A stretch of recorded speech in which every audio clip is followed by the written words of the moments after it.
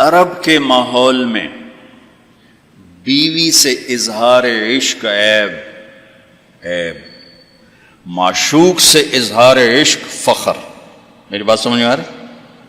بیوی سے محبت کا اظہار عیب تھا، رن مرید زن مرید، تو ہمارے ہاں بھی ہے، اور معشوق سے عشق یہ ایک فخر کی بات تھی۔ یہ چند شعر سناتا ہوں۔ هل تبکین لیلا اذا مت قبلها وقام على قبر النساء النوائح۔ لیلا کے لیے اس کا مجنو، ہم تو مجنو کہتے ہیں، اس کا نام تھا توبہ، توبہ ابن السم الخفاجی، عراق کا قبیلہ تھا۔ خفاج مکے میں آباد ہے اب بھی، نام آیا نا لیلا کا۔ کما لو اصاب الموت لیلا بکیتها وجاد لها دمع من العین صافح، لیلا کا نام آیا۔ واغبط من لیلا بما لا اناله بلا كل ما قرت به العین طائح، پھر بھی لیلا کا نام آیا۔ ولو ان لیلا الاخیلیۃ سلمت علی ودونی جندل وصفائح، لیلا کا نام آیا۔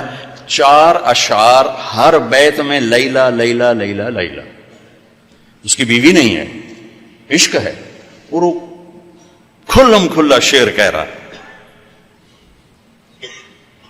ترکت ہوا لیلا وسعدا بمعزل وعدت الى مسحوب اول منزلی، سعدا لیلا بثینا، یہ سب سچے کردار ہیں۔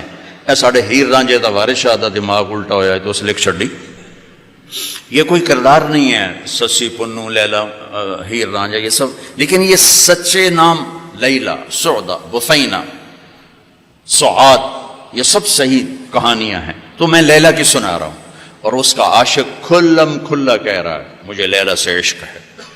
اس کے باپ نے کہا تو نے مجھے رسوا کر دیا، حرم میں تھے، کہیں توبہ کر تو آج کے بعد لیلا کا نام نہیں لے گا۔ تو وہ شاعر بلیغ تھا، کہنے گا الہی تبت من کل المعاصی ولکن حب لیلا لا اتوب۔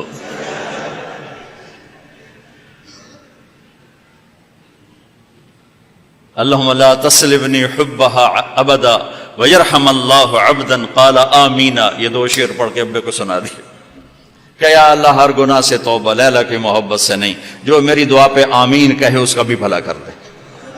یہ میں نے آپ کو عرب کا ماحول بتایا۔ اس ماحول میں کسی کا کہنا مجھے بیوی سے پیار ہے جگر گردے کا کام۔ یہ بات سمجھ میں آ گئی؟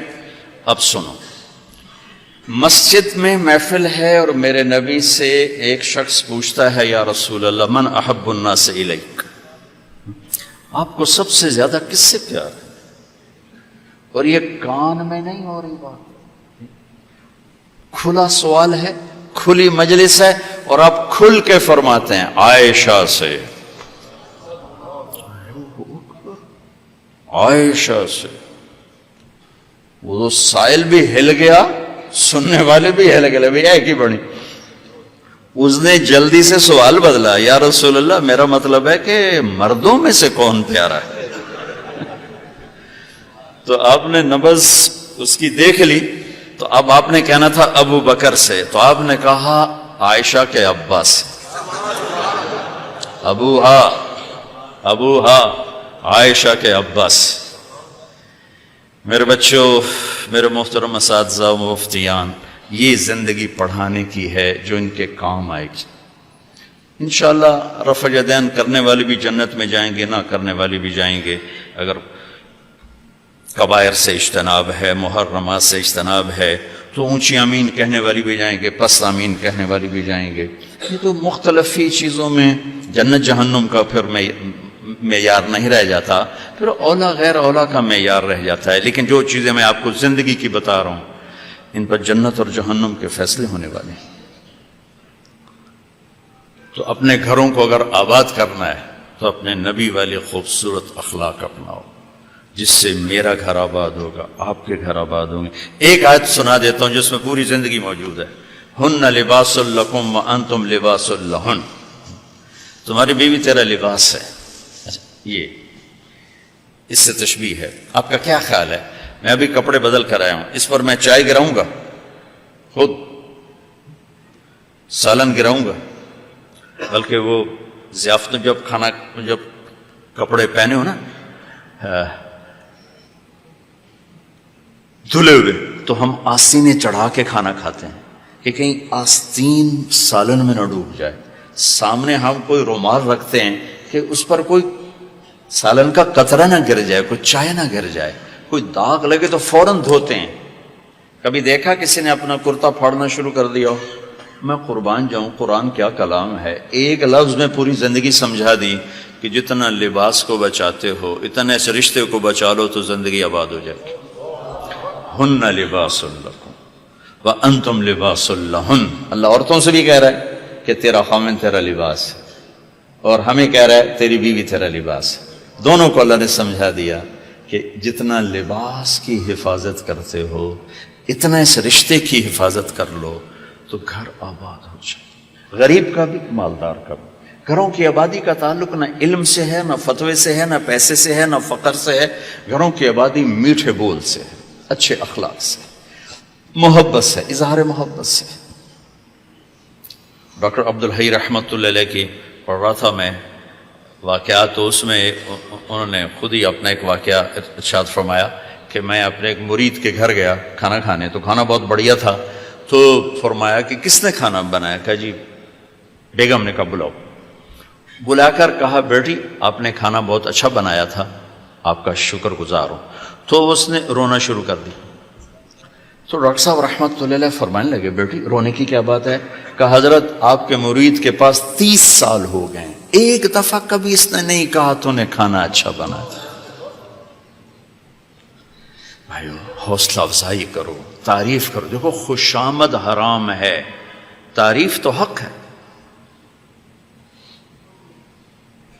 وہ جو آتا نا اس کے منہ میں مٹی ڈالو، اس سے مراد تعریف نہیں خوشامد.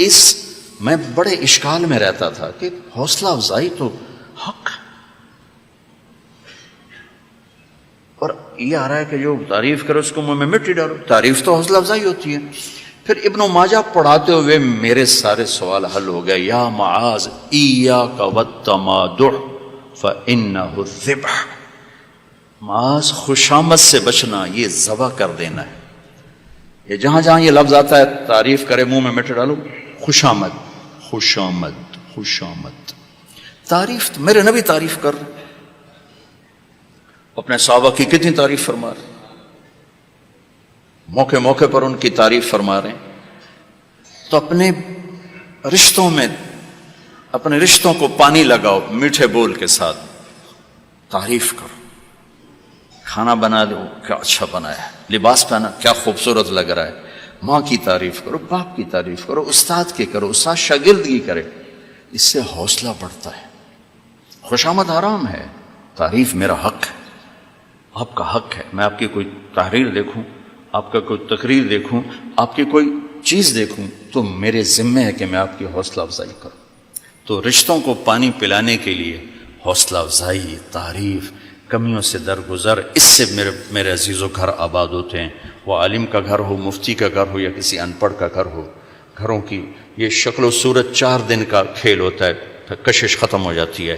لیکن حسن سلوک، حسن اخلاق ایسا حسن ہے جو ہمیشہ چڑھتے سورج کی طرح چڑھتا ہے، کبھی ڈھلتا نہیں. سورج تو نصف النہار پہ آ کر ڈھل جاتا ہے، اخلاق کا سورج موت سے بھی نہیں ڈھلتا ہے، یہ چڑھتا جاتا ہے چڑھتا جاتا ہے.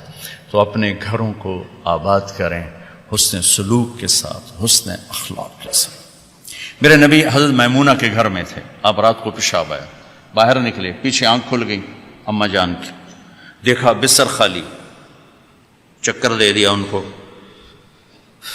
سوکن پنے نے کہنے لگی اچھا میری باری میں مجھے چھوڑ کر دوسری بیوی کے پاس چلے گئے. وہ سوکن پن کنڈی لگا دی. اللہ کے نبی آئے، دروازہ بند. آپ نے دستک دی، میمونہ دروازہ کھولو. کہا میں تو نہیں کھولتی. آپ نے کہا کیوں؟ کہا مجھے چھوڑ کے دوسری بیوی کے پاس چلے گئے. کہا اللہ کی بندی انی حاقن، حاقن کہتے ہیں زور سے پیشاب آیا. کہا مجھے پیشاب آیا تھا بڑے زور کا. کہا کوئی پیشاب نہیں، مجھے پتا ہے آپ کہاں گئے ہیں. وہ حضرت عائشہ پیشاب ہو رہا تھا. تو آپ نے کہا اب میمونہ انا رسول اللہ، میں اللہ کا رسول ہوں، صرف تیرا خاوند نہیں ہوں، میں کیسے خیانت کر سکتا ہوں؟ پھر ان کو کرنٹ لگا، ہوئی پہلے وہ سوکن پنا آئے گا تھا، سوکن، کن کسے کہتے ہیں؟ لوہے کو تیز کرتے ہوئے، دھار بناتے ہوئے جو چھوٹے چھوٹے ذرات اڑتے ہیں، ذرات، اس کو کن کہتے ہیں۔ آنکھ میں پڑ جائے نا تو آنکھ آدمی تڑپ جاتا ہے، تو جس کی آنکھ میں 100 ذرے پڑ جائیں اس کا کیا حال ہوگا؟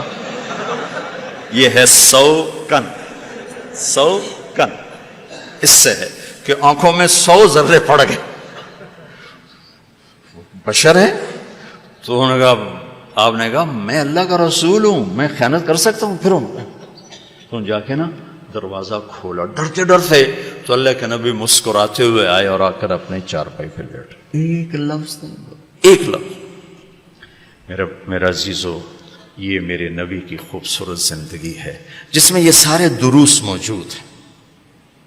زندگی کو حسین بنانے کے لیے پیسہ نہیں چاہیے، اخلاق چاہیے، شکل صورت بھی نہیں چاہیے، اخلاق چاہیے، اچھے اخلاق، میٹھا بول،